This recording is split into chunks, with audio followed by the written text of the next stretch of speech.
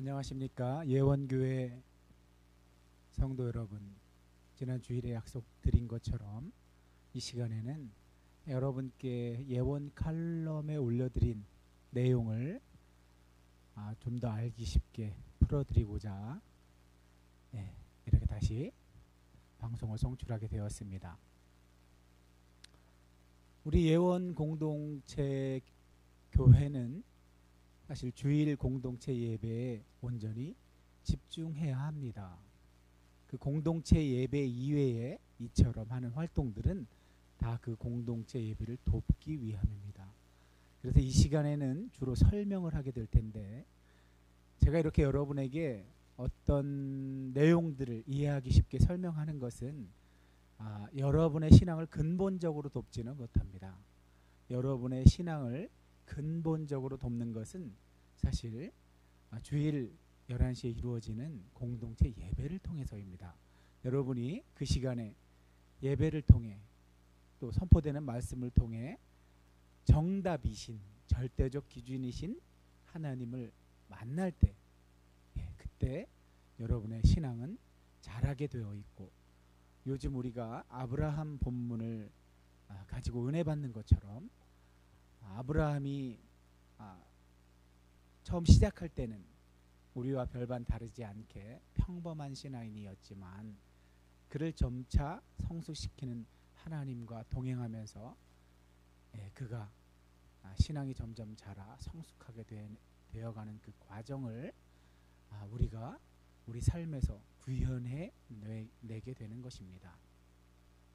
자, 서로는 여기까지 하고, 지난 예배에도 잠깐 이번 주 주보에 나간 칼럼에 대한 내용을 소개드린 적이 있는데, 그 부분에 대한 내용을 간략하게 다루어 보겠습니다. 이번 칼럼에는 배제라는, 어찌 보면 사회 병리 현상 중에 하나로 접근해서 안내를 드렸는데, 배제가 어떻게 해서 하나의 사회 병리 현상이 되는 걸까요? 물론 우리가 겪는 많은 병리 현상이 있지만, 특별히 친밀감의 상실이라든지 더욱 심각한 근본적인 병리 현상도 있지만, 그 가운데 좀 더 구체적으로 배제에 대해서 다루는 것은 우리가 공동체에서 그런 암묵적 배제가 일어나지 않기를 바라는 마음에서 이렇게 이번 주 칼럼에 소개하게 되었습니다. 여러분, 우리가 신앙 안에 있을 때 우리가 표면적으로는 신앙생활을 잘 하는 것처럼 보이지만, 우리 스스로는 객관적으로 그 모습을 볼 수가 없습니다. 자기 객관화하기가 그만큼 어렵다는 것입니다. 그럴 때는 믿어지고 기대가 되고, 또 우리의 삶에서 누군가를 사랑하는 것이 자연스러울 때는 그냥 그렇게 하시면 됩니다. 그러나 그런 것들이 우리도 모르게 실제로 삶에서 발휘되지는 않는데 잘 되고 있는 것처럼 그렇게 느낄 때가 있습니다. 우리가 안정적으로 생활을 하게 되다 보면 사실 하나님께서 우리에게 원하는 그런 신앙인의 삶, 그런 것을 기대하긴 참으로 어렵습니다. 그런 차원에서 지난 주일 예배 말씀에서 여러분이 예수님이 동행하시는 삶, 하나님이 우리 역사에 오셔서 개입하시는 그런 삶을 경험하고 싶으시면 그런 환경이 있는 곳을 찾아가라고 말씀드린 이유도 그 때문입니다. 신앙은 종교적인 이데올로기라고 하는 것과 다릅니다. 이데올로기란 용어를 사용하면 어렵게 다가오기도 하는데, 이데올로기란 용어 자체가 처음부터 부정적인 용어로 사용된 것은 아닙니다. 그러나 칼 막스라는 철학자에 의해서 부정적으로 사용된 예가 우리 사회에 크게 드러나서 그때부터는 이데올로기가 부정적인 개념으로 많이 사용되고 있습니다. 그렇다면 우리의 신앙과 우리의 참 신앙과 종교 이데올로기에 의해서 표면적으로 굳어진 형태는 어떻게 다를까요? 예, 그 부분을 우리 주일 예배 때와 관련지어서 말씀을 드리면, 표면적으로 믿음은 우리 눈에 보이지 않기 때문에 표면적으로 드러나지 않습니다. 다만 믿음 자체는 드러나지 않지만 믿는 삶을 살 때는 어떻게 드러날까요? 그것은 바로 하나님의 성품, 예수님께서 이 땅에 오셔서 보여주신 그 성품. 예를 들면 이 사회의 약자들, 사회에 포함되지 못하고 배제되고 소외된 자들을 불쌍히 여기고 긍휼히 여겨서 그들을 찾아가서 위로하고 그들이 다시 이 사회에 들어올 수 있도록 안내해주고, 그리고 이 역사에서 일어나는 현실이 전부가 아니라는 사실을 예수님께서 알려주셔서 하나님 나라를 이 땅에 보여주시는 그런 사역을, 예수님의 그 사역을 우리 신앙인들이 이어받아서 하는 겁니다. 예수님의 공생의 기간 동안 예수님과 함께했던 제자들이 그 사역을 한 것입니다. 그리고 그 제자들의 사역을 이어받아서 그 제자들의 제자들, 또 그 제자들, 교회사 2000년 동안 믿음의 사람들이 그것을 이어받아서 지금까지 실천해 오고 있는 것입니다. 만일 우리 삶에서, 삶의 현장에서 그러한 내용들이 실천되지 않고 오히려 그저 나는 편하니까, 나는 안정적인 생활을 하니까, 나는 특별히 어려움 없으니까 그냥 그렇게 안주하고 살고 있다면 점검해 보아야 합니다.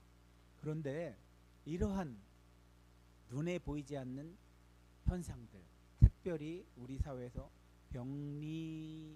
병리적이라고 표현하는 현상들, 그것들은 사회를 좀먹는 그런, 있어서는 안 될 현상들입니다. 그런 것들을 볼 수 있는 전문가 집단이 있는데 철학자들입니다. 그들은 사회에서 일어나는 현상들을 당연하게 여기지 않고 낯설게 봅니다.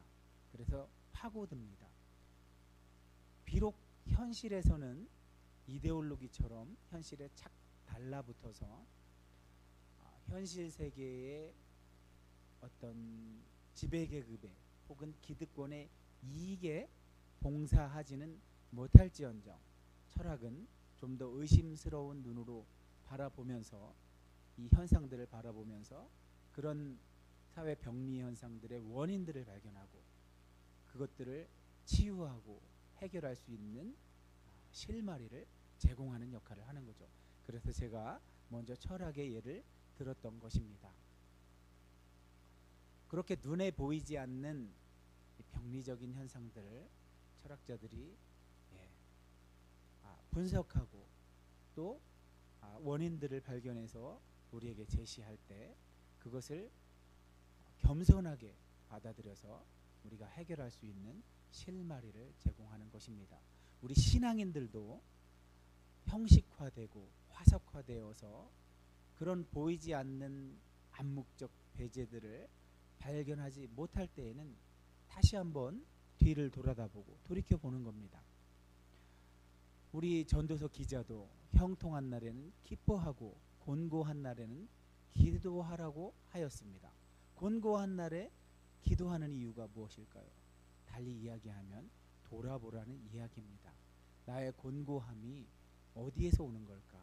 곰곰이 생각하고 들여다보면 내가 실제로 내용들은 잃어버리고 형식만 남아있는 것은 아닌지 점검할 수 있게 되는 것입니다. 그 점검이 반드시 필요한 이유는 우리 사회에 좀 더 소금과 빛의 사명을 감당해야 하는 우리 교회로서는, 교회의 구성원으로서는 그걸 볼 수 있어야만 그 하나님께서 우리에게 위임하신 그 사명을 감당할 수 있게 되는 것입니다. 자, 주보에 실린 칼럼에서 이렇게 철학자들이 그들의 어떤 보이지 않는 것을 발견해내는 전문가적인 탁월한 시각으로 그런 거를 발견할 수 있게, 또 우리에게 그것을 발견하고 개선할 수 있는 실마리를 제공할 때 우리가 겸손하게 그것을 수용해서 우리의 삶에서 그런 일이 일어나지 않도록 할 수 있을 텐데, 사실 이 부분은 이미 예수님께서 마태복음 25장, 흔히 종말론장이라고 하는 그곳에서 양과 염소의 비유를 통해서도 일찍이 우리에게 말씀하신 적이 있습니다. 분명 우리 사회에는 배제되는, 주류 사회에서 소외되고 배제되는 그런 사람들이 존재할 텐데, 오죽하면 예수님께서 그 비유를 통해서 지극히 작은 자에게 행한 것이 나에게 행한 것이라고 말씀을 하셨을까요?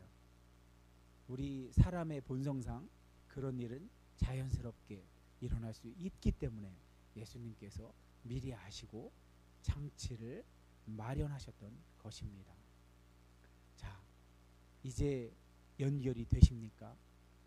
우리가 보이지 않는 암묵적인 배제, 그것을 보지 못하고 있을 때 어떠한 경로를 통해서든 그걸 볼 수 있게 되었다면, 그것이 이런 예배를 통하여 선포되는 말씀을 통하여 인식할 수 있다면 가장 좋은 예가 될 것입니다. 그러나 그것이 되지 않을 경우 이렇게 부가적인 방법으로 이런 칼럼을 통해서, 또 그것을 설명하는 방법을 통해서 다시 한번 그것을 발견할 수 있도록 돕는 역할을 하고자 지금 제가 이 시간을 갖는 것인데, 여러분께서 이 시간을 통해서라도 그것을 인식하게 되었다면 다시 한번 심각하게 생각하고 받아들이셔서 예수님께서 그런 장치를 마련해서까지 우리 공동체를 건강하게, 누구 하나 배제되는 사람 없도록 어울려 살게 만들어 주신 것이므로 우리는 이를 힘써